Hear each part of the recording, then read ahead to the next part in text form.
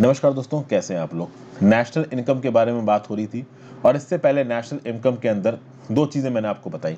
एक तो gross domestic product का कंसेप्ट बताया और एक बताया मैंने आपको नेट डोमेस्टिक प्रोडक्ट का कंसेप्ट। और इन दोनों कंसेप्ट को समझाने में क्या क्या चीज़ें जोड़ी जाती हैं ग्रॉस डोमेस्टिक प्रोडक्ट को कैलकुलेट करने में, ये भी मैंने आपको बताया है।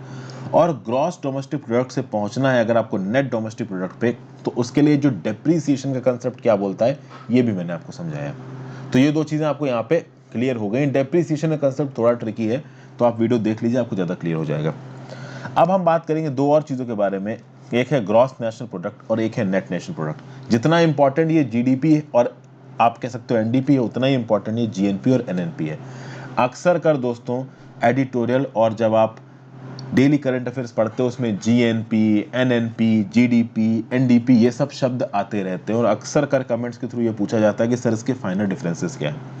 अब एक लाइन में डिफरेंसेस में बहुत सारे लोगों ने यूट्यूब पे फॉर्मूला भी बता रखे हैं, बट कहीं ना कहीं उन चीज़ों को समझना मुश्किल है। रमेश सिंह का जो टेक्स्ट है वो बहुत क्लियर है, लेकिन मैं फिर भी समझ सकता हूँ कि जिसके इकोनॉमिक्स के बेसिक क्लियर नहीं उनको शायद समझ में ना आए, इसलिए यहाँ पे मैं आपको समझा रहा हूँ। शुरुआत करते हैं जीएनपी से।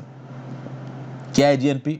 जीएनपी जीडीपी से डिराइव होती है, लेकिन जीडीपी में अगर इनकम फ्रॉम अब्रॉड वाले फैक्टर को आप इंक्लूड कर दो तो आप पहुंच जाते हो जीएनपी पे। मतलब कि अगर आपको जीएनपी को डिजाइन करना है तो जो भी जीडीपी के फिगर्स आपके पास निकल के आ रहे हैं, इसमें विदेश से, अब्रॉड से, फॉरेन से जो भी हमारी इनकम हो रही है, फॉरेन से हमको जो भी नुकसान हो रहा है, उस वाले फैक्टर को अगर आप जीडीपी के साथ जोड़ दो तो जो फाइनल फिगर निकल के आएगा वो आएगा जीएनपी।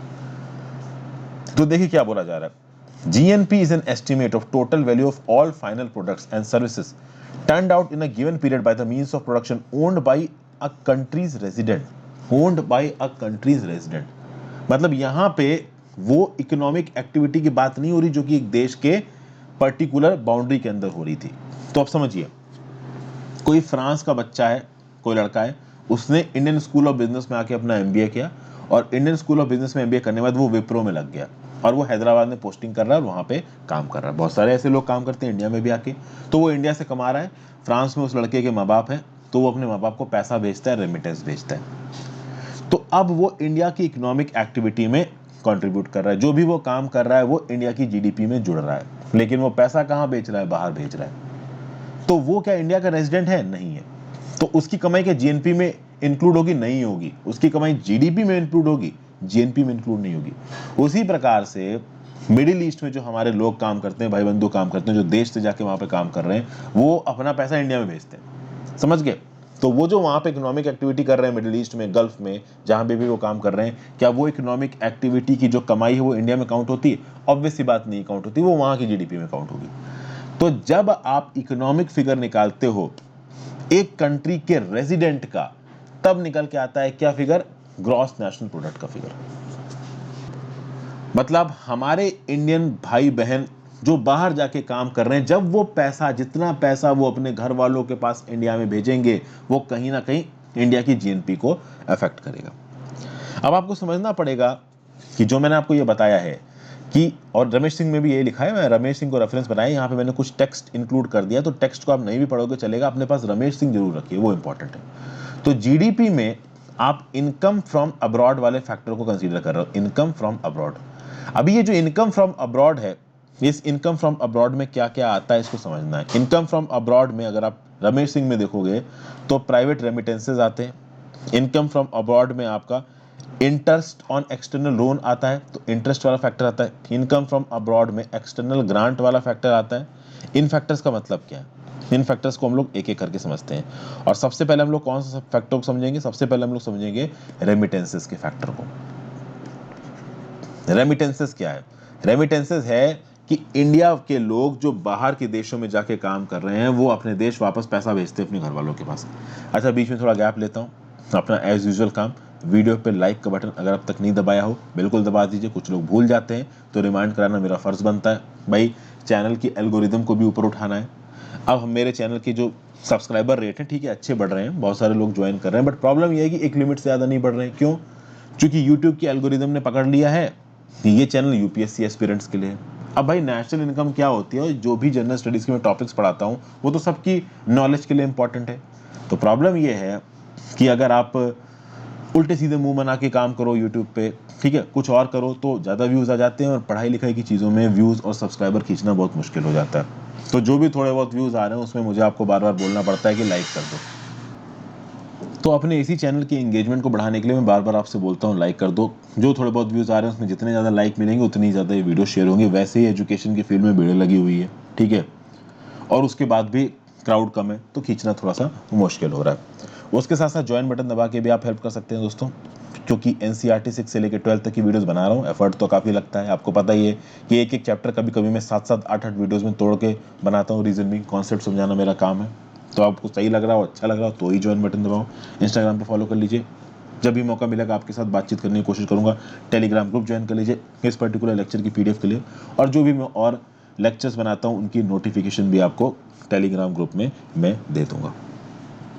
तो वापस आ जाते हैं किस पॉइंट पे, प्राइवेट रेमिटेंसेस पे। तो भाई बहुत सारे ऐसे लोग हैं इंडिया के जो कि बाहर के देशों में जाके काम कर रहे हैं, तो वो अपने घर वालों को पैसा भेजते हैं। उसी प्रकार से बहुत से फॉरेन के लोग हैं जो कि इंडिया में काम कर रहे हैं, तो उनकी जो अर्निंग होगी वो कहीं ना कहीं अपने घर भेजेंगे। तो जो इंडिया में लोग काम कर रहे हैं वो अपने घर पैसा भेज रहे हैं, इंडिया वाले जो बाहर जाके काम कर रहे हैं वो इंडिया में पैसा भेज रहे हैं। तो यहाँ पे एक नेट इंपोर्ट एक्सपोर्ट आ रहा है। यहाँ पे आप जर्नलिस्टिक ट्रेंड एक बोल सकते हो। आप सबको ये पता होगा कि इंडिया में पैसा ज़्यादा आता है और इंडिया से पैसा बाहर कम जाता है रेमिटेंस का। आपको पता है इंडिया की आबादी बहुत ज़्यादा है, इंडिया के बहुत सारे लोग दुनिया भर में जाके हैं। आप कह सकते हो ना कि इंडिया का डायस्पोरा दुनिया का सबसे बड़ा डायस्पोरा है। चाइना के डायस्पोरा तक को पार कर दिया इंडिया के डायस्पोरा ने। मतलब इंडिया की आबादी है, इंडिया मूल के लोग दुनिया भर में फैले हुए हैं, और ये जहाँ जहाँ फैले हुए हैं कुछ कुछ तो काफ़ी सारे ऐसे जिन्होंने वहाँ की सिटीजनशिप नहीं ली है, उनका सपना है कि वापस इंडिया में जाके सेटल होंगे, तो वो पैसा भेजते हैं अपने भाई बंधुओं को इंडिया में, अपने माँ बाप को, ठीक है। कभी कभी तो वो पैसा इंडिया में जो उनका स्टेट बैंक या PNB का अकाउंट होता है वहाँ पे FD कराते हैं। तो जब वो पैसा वापस भेजते हैं इंडिया में, तो बेसिकली वो रेमिटेंस इंडिया के अंदर आ रहा। वो जितने लोग इंडिया में आके काम कर रहे हैं बाहर के, वो पैसा बाहर भेजते हैं। तो जो लोग बाहर के फॉरेन नेशनल हैं इंडिया में आके काम कर रहे हैं, वो जितना पैसा बाहर भेज रहे हैं उससे कहीं ज़्यादा पैसा हमारे इंडियंस जो बाहर जाके काम कर रहे हैं वो इंडिया में भेजते हैं। जिसके चलते जो प्राइवेट रेमिटेंसेज वाला जो फैक्टर वो हमेशा पॉजिटिव में रहता है। मतलब इंडिया में जितना पैसा आ रहा है वो हमेशा उस पैसे से ज़्यादा रहता है जो कि इंडिया से बाहर जा रहा है when it comes to remittances. 1990s के पहले तो बहुत पैसा इंडिया में रेमिटेंस में आता था, लेकिन उसके बाद आपको पता है कि गल्फ क्राइसिस हो गई, गल्फ वॉर छिड़ गया, सद्दाम हुसैन का दिमाग खिसक गया, उसने कुवैत पे अटैक बोल दिया। 1990 में कुवैत कब्जा लिया। कुवैत में बहुत से इंडियंस थे, वो पूरा का पूरा रीजन में बहुत से माइग्रेंट इंडियंस थे, पूरा का पूरा रीजन डिस्टेबलाइज हो गया। उसके बाद ऐसी बहुत सी चीज़ें हुई कि इंडियंस जो कि इन रीजन में काम कर रहे थे वो इतने ज़्यादा इनसिक्योर फील करने लगे कि वो भाग के वापस इंडिया आने लगे। तो वो जो पैसा भेजा करते थे इंडिया में वो भी आना बंद हो गया, तो कहीं ना कहीं हमारे रेमिटेंसेस कम हुए। उसके बाद भी कई बार ये देखा गया कि यूरोप से और बाकी दुनिया के देशों से भी जो लोग थे वो वापस इंडिया में आने लगे, जिसके चलते इंडिया में आने वाले रेमिटेंसेस कम हुए। लेकिन उसके बाद भी अगर आप वर्ल्ड बैंक की रिपोर्ट उठा के देखोगे 2019 की, तो 2019 की वर्ल्ड बैंक की रिपोर्ट ये बोलती है कि दुनिया भर में सबसे ज़्यादा रेमिटेंसेस इंडिया में आ रहे हैं। इंडिया में 80 बिलियन US डॉलर्स के रेमिटेंसेस आए। अगर दूसरे नंबर की बात करो तो आप एक्सपेक्ट कर सकते हो चाइना है, चाइना में 67 बिलियन डॉलर के रेमिटेंसेस आए। तो इंडिया में 80 बिलियन डॉलर, चाइना में 67 बिलियन डॉलर, उसके बाद कहीं आता है Mexico 34 billion dollar, Philippines 26 billion dollar. तो सबसे ज़्यादा रेमिटेंसेस 2019 में इंडिया के हैं। तो रेमिटेंसेस के पॉइंट पे अगर आप देखोगे तो इंडिया सबसे ऊपर है, ठीक है भाई। तो इनकम फ्रॉम अब्रॉड में हमने एक फैक्टर देखा, और वो एक फैक्टर है रेमिटेंस, कि भैया बाहर जो हमारे लोग जा रहे हैं और जो बाहर के लोग हमारे यहाँ आ रहे हैं, हमारे वाले लोग ज़्यादा पैसा भेज रहे हैं, यहाँ पे जो बाहर के लोग आए हैं वो कम पैसा बाहर भेज रहे हैं। कई बार मैं आपको बार बार रिपीट करके बोल रहा हूँ ताकि चीज़ें क्लियर हो जाए, ठीक है भाई। उसके बाद आप बात करो इंटरेस्ट ऑन एक्सटर्नल लोन्स, ठीक है भाई। अभी इंटरेस्ट ऑन एक्सटर्नल लोन्स का यहाँ पे क्या कंसेप्ट है, तो रेमिटेंसेस के बाद दूसरी चीज़ क्या है, इंटरेस्ट ऑन एक्सटर्नल लोन। यानी कि इनकम फ्रॉम अब्रॉड वाले फैक्टर में हमने रेमिटेंसेस की बात कर ली। पैसा जो लोग काम करते हैं वो अपने देश में भेजते हैं, इंडिया वाले कितने इंडिया भेज रहे हैं, बाहर वाले कितना बाहर से इंडिया के बाहर भेज रहे हैं। दूसरा है एक्सटर्नल लोन्स के ऊपर इंटरेस्ट।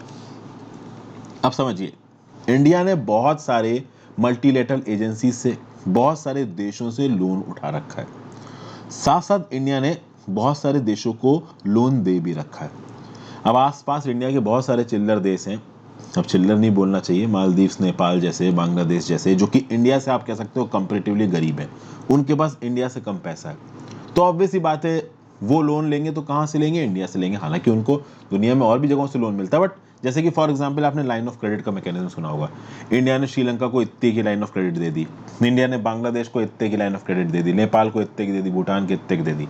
ये लाइन ऑफ क्रेडिट क्या है?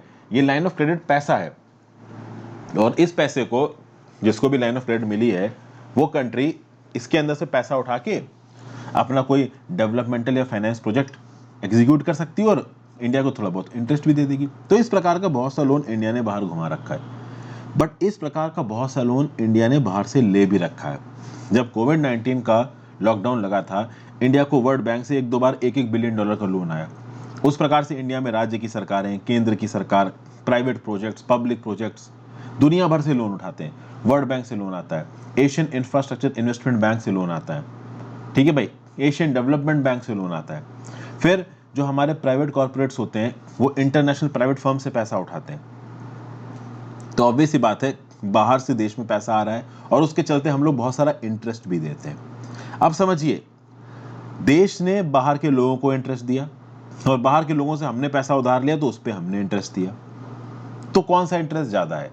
देखिए, हमने जितना पैसा बाहर उधार पे दे रखा है और जितना पैसा हमने उधार पे उठा रखा है, हमने जो पैसा बाहर से उठा रहा है, यहाँ पे हमने मतलब एज अ कंट्री बात हो रही है, सरकारी प्राइवेट सारा उधार पैसा उठाया हुआ बात हो रही है। तो हमने जितना पैसा बाहर से उठा रखा है वो बहुत ज्यादा है उस पैसे से जितना पैसा हमने बाहर दे रखा है। और हमने जो पैसा बाहर दे रखा है उसके ऊपर जो हमारी इंटरेस्ट की इनकम होती है और हमने जो पैसा उठा रखा है उस पर जो हम इंटरेस्ट की इनकम भरते हैं, हम जो इंटरेस्ट की इनकम भरते हैं वो बहुत ज्यादा है। इसीलिए इनकम फ्रॉम अब्रॉड के एलिमेंट में ये जो एक्सटर्नल लोन के ऊपर इंटरेस्ट वाला फैक्टर है, ये हमारा हमेशा निगेटिव में रहता है। इसमें हमेशा हमारे देश से पैसा निकल के बाहर ही जाता है। तो हम एक नेट बोरोवर हैं। फिर तीसरी चीज के बारे में बात कर लेते हैं। इस इनकम फ्रॉम अब्रॉड में हमने रेमिटेंसेस की बात कर ली, हमने इंटरेस्ट ऑन एक्सटर्नल लोन्स की बात कर ली। हम अब बात करेंगे एक्सटर्नल ग्रांट्स के बारे में। ग्रांट क्या होता है? ग्रांट मतलब पैसा दे दिया, लोन नहीं है ग्रांट। मतलब आपने पैसा दे दिया, पैसा दे दिया मतलब दे दिया। तो अभी आप लोग स्टूडेंट हो, आपके माता पिता, आपके बड़े भाई बहन आपको पॉकेट मनी देते होंगे, तो वो एक प्रकार का ग्रांट है। वो पॉकेट मनी देने के बाद आपसे पैसा वापस नहीं मांगेंगे या आपसे ये नहीं बोलेंगे कि इंटरेस्ट दो। तो that is a sort of grant. Grant में क्या होता है कि भाई देखिए, अक्सर कर इंडिया बाहर के देशों को कुछ ग्रांट देता है, जैसे कि बांग्लादेश को, जैसे कि भूटान को, नेपाल को हम लोग बहुत प्रकार की ग्रांट देते हैं। फॉर एग्जांपल मैं आपको एग्जांपल देता हूँ। इंडिया वैक्सीन डिप्लोमेसी कर रहा है। इंडिया कोविशील्ड और कोवैक्सीन की बहुत सारी वैक्सीन बना रहा है और बहुत सारी वैक्सीन, लाखों में डोजेस वैक्सीन इंडिया ने फ्री ऑफ कॉस्ट दी हैं। तो ये क्या है? ये ग्रांट है। अभी क्या वैक्सीन बनाने में हमारा खर्चा नहीं हुआ क्या? बिल्कुल सरकार का खर्चा हुआ, बट फिर भी हमने ये वैक्सीन ग्रांट के तौर पे दे दी। हम लोग बहुत सारा पैसा ग्रांट के तौर पे देते हैं जो हमारे पास वापस नहीं आएगा। चूंकि हमें अपने स्ट्रेटेजिक क्लाउड को इंटरनेशनल फील्ड पे जो हमारा इकोनॉमिक रोल है उसे हमें बढ़ाना है, तो थोड़ा बहुत तो पैसा फ्री में बांटना पड़ेगा। तो ये ग्रांट की कैटेगरी में आता है। उसी प्रकार से आप देखो, इंडिया को बहुत सारा ग्रांट मिलता भी है। इंडिया को यूनाइटेड नेशंस की बॉडी से ग्रांट मिलता है, यूनाइटेड नेशन डेवलपमेंट प्रोग्राम से ग्रांट मिलता है, और भी बहुत से डेवलपमेंटल और ह्यूमैनिटेरियन ग्रांट्स इंडिया को मिलते हैं। फॉर एग्जाम्पल, आपने एक इंस्टीट्यूशन का नाम सुना होगा, bill and Melinda Gates foundation. Bill and Melinda Gates foundation को बहुत सारा पैसा इंडिया को ग्रांट में मिलता है। इंडिया में ऑब्वियसली बात है पब्लिक प्रोजेक्ट्स के लिए ग्रांट में आता है, तो इंडिया में भी ग्रांट आती है। प्रॉब्लम यह है कि हमारी बढ़ती इकोनॉमी के चलते, हमारी बढ़ती इकोनॉमिक डिप्लोमेसी के चलते, हमारा स्ट्रेटेजिक क्लाउड बनाने के चक्कर में हमारी सरकारें बाहर के देशों को पैसा ज्यादा दे रही है ग्रांट में, और हमारे पास ग्रांट में पैसा कम आ रहा है। इसलिए जो एक्सटर्नल ग्रांट वाला जो हेड है ये भी हमारा निगेटिव में रहता है। तो भाई यहां पे अब इनकम फ्रॉम अब्रॉड पॉजिटिव है या निगेटिव है? पॉजिटिव कब होगी? जब हमारे पास पैसा आए ज्यादा और हम पैसा दें कम। हमने देखा कि रेमिटेंसेस में हमारे पास पैसा ज्यादा आ रहा है, इंटरेस्ट ऑन एक्सटर्नल लोन्स में हमारे पास से पैसा जा रहा है, ठीक है, एक्सटर्नल ग्रांट्स में हमारे पास से पैसा जा रहा है। तो एक चीज पॉजिटिव में रेमिटेंस, दोनों चीजें निगेटिव में। अगर आप इन तीनों को जोड़ दो तो अगर हमारे पास पैसा ज्यादा आ रहा है तो पॉजिटिव हो जाएगा, और अगर जा रहा है तो निगेटिव हो जाएगा। इंडिया की बात की जाए तो इंडिया में जो इनकम फ्रॉम अब्रॉड वाला फैक्टर है ना, ये ज्यादातर निगेटिव में ही रहता है। हमारी ट्रेड डेफिसिट बहुत ज्यादा है। हम लोग फॉरेन लोन्स पे बहुत ज़्यादा इंटरेस्ट पेमेंट देते हैं। इसके चलते होता ये है कि इनकम फ्रॉम अब्रॉड वाला जो फैक्टर है हमारा, ये फैक्टर हमारा हमेशा निगेटिव रहता है। ओवरऑल ये हमेशा ही निगेटिव रहता है। इसीलिए जब आप जीएनपी को जीडीपी से रिलेट करते हो, तो जब आपने जीएनपी को जीडीपी से रिलेट किया तो फॉर्मूला क्या बना, GNP is equal to GDP plus income from abroad. ठीक है भाई। अब ये इनकम फ्रॉम अब्रॉड क्या है, इंडिया के केस में हो जाती है नेगेटिव, और जब ये इनकम फ्रॉम अब्रॉड इंडिया के केस में हो जाती है नेगेटिव, तो जो हमारा ग्रॉस नेशनल प्रोडक्ट है वो हमारा जीडीपी से हो जाता है कम। समझ गए बात को? तो हमारा ग्रॉस नेशनल प्रोडक्ट जीडीपी से कम हो जाता है। इंडिया, बहुत सारे देशों में ये जो ग्रॉस नेशनल प्रोडक्ट है वो जीडीपी से ज़्यादा हो जाता है। ठीक है, बट जैसे फॉर एग्जांपल चाइना में ग्रॉस नेशनल प्रोडक्ट जीडीपी से ज़्यादा हो जाता है। ऑब्वियस सी बात है, वहाँ पे पैसों का फ्लो उनके यहाँ ज़्यादा हो रहा है, बाहर कम जा रहा है। इतना ज़्यादा उनके यहाँ फ्लो हो गया है कि अब वो बेल्ट एंड रोड इनिशिएटिव के चलते दूसरी कंट्रीज को फ्री में पैसा बांटते फिर रहे हैं। तभी तो उनकी इकोनॉमिक क्लाउड बहुत ज़्यादा है आज की डेट में। इंडिया यही मात खा जाता है, हमारा जो इनकम फ्रॉम अब्रॉड है वो नेगेटिव चला जाता है। उसके चलते हमारा जीएनपी जीडीपी से हो जाता है कम। उसके चलते यहाँ पे क्वांटिटेटिव और क्वालिटेटिव वाला पॉइंट आ जाता है, इनिशियल जीडीपी वाला। मैंने आपको पिछली वीडियो में बताया था कि जीडीपी बहुत हद तक क्वांटिटेटिव पैरामीटर्स बताती है, क्वालिटेटिव पैरामीटर्स जीडीपी नहीं बताती है। क्वालिटेटिव पैरामीटर कहाँ निकल के आ रहा है, जीएनपी में निकल के आ रहा है। तो अब हम देखेंगे कि जो जीएनपी का कंसेप्ट है हमारे काम का क्यों है। जीएनपी का कंसेप्ट जीडीपी से ज्यादा एग्जॉस्टिव है। जीडीपी में हम केवल क्वांटिटेटिव चीज दे रहे थे, जीएनपी में क्वालिटेटिव हो रहा है। क्वालिटेटिव कैसे हो रहा है, जब हमने ये देखा कि हमारी इनकम फ्रॉम अब्रॉड वाला फैक्टर निगेटिव है, इसका मतलब क्या हुआ कि हम बाहर के देशों में पैसा दे ज्यादा रहे, आ कम रहा है। मतलब कहीं ना कहीं हमारी इकोनॉमी में कुछ ऐसे फ्लॉज है कि हमारे देश से पैसा ज्यादा निकल रहा है और बाहर के देश से पैसा हमारे यहाँ कम आ रहा है। मतलब कि क्वालिटी कहीं ना कहीं खराब है। तो जीएनपी ये बताता है कि हमारे देश की इकोनॉमी की क्वालिटी बाकी देशों के रिस्पेक्ट में थोड़ी खराब है। जीडीपी तो बस इतना बताएगा कि हमारी देश की इकोनॉमी कितनी बड़ी। मतलब कुल मिला के अगर आपका जीएनपी जीडीपी से कम हो रहा है तो उसका क्या मतलब है कि आपके रेजिडेंट कम पैसा कमा रहे हैं, आपके देश के लोग कम पैसा कमा रहे हैं। समझ गया बात को? चूंकि जीएनपी में रेजिडेंट्स को काउंट कर रहे हो ना, आप देश के लोगों को काउंट कर रहे हो, और इससे हमारी इंटरनल और एक्सटर्नल स्ट्रेंथ भी पता चलती है। देखिए, जीडीपी हमारी इंटरनल स्ट्रेंथ को बताती है कि इकोनॉमी कितनी बढ़ रही है, internal strength. But external strength अगर आपको पता करनी हो तो एक्सटर्नल स्ट्रेंथ तो आप कंपेयर करोगे ना दुनिया भर से, और जब आप इंडिया को बाकी दुनिया से कंपेयर कर रहे हो तो क्या पता चल रहा है, हम पैसा बाहर ज्यादा दे रहे हैं और हमारे पास कम आ रहा है, तो हम कमजोरी हो रहे हैं ना, हमारा पैसा बाहर जा रहा है। प्लस जीएनपी से एक और चीज होती है, जीएनपी से हमें एक इकोनॉमी का पैटर्न पता चलता है। जीएनपी से हमें प्रोडक्शन बिहेवियर के बारे में पता चलता है। जीएनपी से हमको यह पता चलता है कि हमारी इकोनॉमी कौन सी चीजों के लिए, कौन से प्रोडक्ट्स के लिए, कौन सी गुड्स एंड सर्विसेज के लिए बाहर की दुनिया पे डिपेंडेंट है, और बाकी दुनिया की इकोनॉमी किन चीजों का प्रोडक्शन इंडिया से चाहती है। तो बेसिकली अगर आप देखो तो हम दुनिया पे कितना डिपेंड करते हैं, दुनिया हम पे कितना डिपेंड करती है, इसके बारे में आपको ठीक ठाक जानकारी क्रॉस नेशनल प्रोडक्ट से मिल जाएगी। क्योंकि जीएनपी में सेक्टर वाइज सेग्रीगेशन किया जाता है। अब जीडीपी में आप यही सेक्टर वाइज सेग्रीगेशन कर लोगे ना, आपको इतना आइडिया नहीं लगा पाओगे कि भाई बाहर के देशों पे हम कितना डिपेंडेंट और हमारा देश बाहर के देशों पे कितना डिपेंडेंट है। तो ये भी एक फायदा होता है जीएनपी का व्हेन कंपेयर टू जीडीपी। पर at the same time GDP में आपको लगेगा कि हमारा ह्यूमन रिसोर्स बहुत ज्यादा है, लेकिन जीएनपी में आपको पता चलेगा कि इंडिया के ह्यूमन रिसोर्स की क्या औकात है when compare to human resources of the world. समझ गए? मतलब ये किसके बेसिस पे पता चलेगा, प्राइवेट रेमिटेंसेस। अगर हमारा एक बहुत बड़ा डायस्पोरा बाहर की दुनिया में जाके काम कर रहा है और वो पैसा भेज रहा है, तो इससे हमें पता चल रहा है कि भाई हमारा डायस्पोरा स्ट्रांग है। But at the same time हमें यह भी ध्यान देना पड़ेगा, जीएनपी का डाटा ये भी बताता है कि जो हमारा डायस्पोरा बाहर के देशों में जाके काम कर रहा है उसमें जो मेजर काम है वो मैनुअल वर्क है, छोटा मोटा काम, ड्राइवर का जाके काम करना, ट्रेनर का जाके काम करना, ऐसे लोग। हाँ, ये भी है कि भाई हमारे लोग यूएस में भी जाके काम कर रहे हैं, ठीक है, यूएस में हायर जॉब्स में भी जाके काम कर रहे हैं, बट गल्फ में छोटी मोटी जॉब करने वाले लोग भी यहाँ पे बहुत हैं। तो बड़ी जॉब करने वाले लोग भी हैं, छोटी जॉब करने वाले लोग भी हैं। ठीक है, तो इससे हमें क्या पता चला, इससे पता चला कि जीएनपी हमको ये बता रहा है कि किस हद तक हमारे यहाँ पे ह्यूमन रिसोर्स डेवलपमेंट है, जो कि बाहर की दुनिया में जाके काम कर रहा है, हमें पैसे भेज रहा है, किस हद तक हमारी इकोनॉमी कॉम्पिटिटिव है कुछ पर्टिकुलर फील्ड्स में, और किस हद तक हमारी इकोनॉमी दूसरों की इकोनॉमी डिपेंडेंट है, उनकी इकोनॉमी कितनी हम पे डिपेंडेंट है। तो ये पता चल गया आपको ग्रॉस नेशनल प्रोडक्ट का। फिर बात करते हैं नेट नेशनल प्रोडक्ट की। नेट नेशनल प्रोडक्ट क्या है?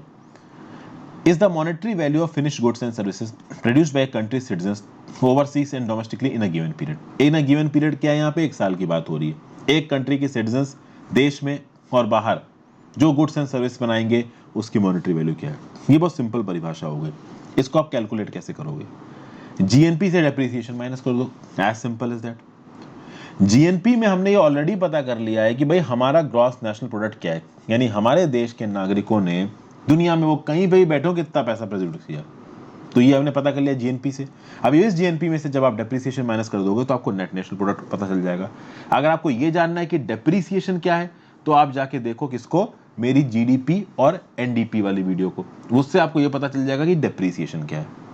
नेट नेशनल प्रोडक्ट में जीएनपी में आपने डेप्रिसिएशन माइनस कर दिया तो क्या हो गया, आपका हो गया एनएनपी।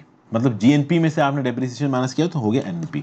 तो क्या फॉर्मूला बनता नजर आ रहा है, NNP is equals to GNP minus depreciation. अभी जीएनपी की जगह आप पुराना वाला फॉर्मूला लिख दो, यानी GDP plus income from abroad minus depreciation. तो NNP is equals to GDP plus income from abroad minus depreciation. तो ये कुछ इंपॉर्टेंट फॉर्मूले भी यहाँ पे निकल आए। अब एनएनपी के कंसेप्ट का यूजेज क्या है इसको भी देख लेते हैं। तो भाई ये जो एनएनपी है, ये this is a real national income of the economy. National income के पैरामीटर्स कहीं ना कहीं जीडीपी से, एनडीपी से, जीएनपी से भी निकलते हैं, बट जो मोस्ट इंपॉर्टेंट नेशनल इनकम का पैरामीटर माना जाता है वो है नेट नेशनल प्रोडक्ट। क्योंकि यहाँ पे डेप्रिसिएशन को भी आपने माइनस कर दिया तो आपकी रियल इनकम निकल के आ रही है एक साल की। इसीलिए इसको बोला गया है कि this is basically the purest form of income of a country. ठीक है भाई, अगर आप एनएनपी को पॉपुलेशन ऑफ द कंट्री से डिवाइड कर दो तो आपको क्या मिल जाएगा, पर capita income of the nation. दुनिया भर में देखते हो ना पर capita income of the nation, तो स्विट्जरलैंड की इतनी ज्यादा और इंडिया की तो $7,000 भी नहीं टच कर पा रही है। ये कौन से बेसिस पे आप पता करते हो, नेट नेशनल प्रोडक्ट को आप किससे डिवाइड करोगे, देश की आबादी से डिवाइड करोगे और आपको पता चल जाएगा income per capita of the country. ठीक है, तो यहां पे आपको एक चीज और समझ में आ गई कि जितना ज्यादा डेप्रिसिएशन होगा उतना ही इनकम पर कैपिटा एक देश की कम होगी। याद रखिए, जितना ज्यादा डेप्रिसिएशन होगा पर कैपिटा इनकम उस देश की उतनी ही कम होगी। चाहे आप वो डेप्रिसिएशन लॉजिकल आधार पे निकाल रहे हो, चाहे आप आर्टिफिशियल आधार पे निकाल रहे हो। ये मैं आपको पहले बता चुका हूं कि डेप्रिसिएशन को निकालना भारत सरकार पे डिपेंड करता है, या जिस देश का भी डेप्रिसिएशन है उस देश की सरकार डेप्रिसिएशन को निकालती है। जितना ज्यादा डेप्रिसिएशन उतनी कम आपकी एनडीपी, और एनडीपी से भी ज्यादा उतनी कम आपकी नेट नेशनल प्रोडक्ट यानी कि एनएनपी। क्योंकि एनएनपी को जब आप पॉपुलेशन से डिवाइड करते हो तो निकल के क्या आता है, per capita income of a country. हर देश की सरकार फ्री है अपने डेप्रिसिएशन लेवल्स को डिसाइड करने के लिए, क्योंकि पॉलिसी मेकिंग भी एसोसिएटेड है डेप्रिसिएशन के साथ। कैसे एसोसिएटेड है मैंने पहले ही आपको बता दिया। ओके, अब किसी भी देश की अगर आप नेशनल इनकम की बात करो, आपको पता है कि भाई दुनिया भर की agencies, international monetary fund, world bank, Asian development bank, और केवल यही नहीं, जो रेटिंग एजेंसीज होती है ना, जैसे क्राइसिल, स्टैंडर्ड एंड पुअर, ठीक है, ये मूड्स रेटिंग, तो इस प्रकार की रेटिंग एजेंसीज भी रेगुलरली हमारे डेप्रिसिएशन को भी मॉनिटर करती हैं, हमारे जीएनपी को भी मॉनिटर करती हैं, हमारे जीडीपी को भी मॉनिटर करती हैं। तो बेसिकली जो डेप्रिसिएशन के पैरामीटर सेट किए जाते हैं ना एक देश की सरकार के साथ, ये बहुत इंपॉर्टेंट होते हैं, क्योंकि इन डेप्रिसिएशन के पैरामीटर्स के बेसिस पे ग्रोथ प्रोजेक्शंस होते हैं, और इन ग्रोथ प्रोजेक्शंस के बेसिस पे दुनिया भर के इन्वेस्टर्स इंडिया की इकोनॉमी में आके पैसा खत्म करते हैं। इसलिए सरकार को यहाँ पे बहुत सेंसिटिवली काम करना होता है when it comes to deciding depreciation. ठीक है भाई, अगली वीडियो में बात करेंगे cost and price of national income. Thank you for watching friends. I hope मैं जो कुछ भी समझा रहा हूँ समझ में आ रहा है। ज़्यादा से ज़्यादा लोगों के साथ इस वीडियो को शेयर करें और अपने व्यू पॉइंट नीचे कमेंट बॉक्स में ज़रूर दें। Good bye.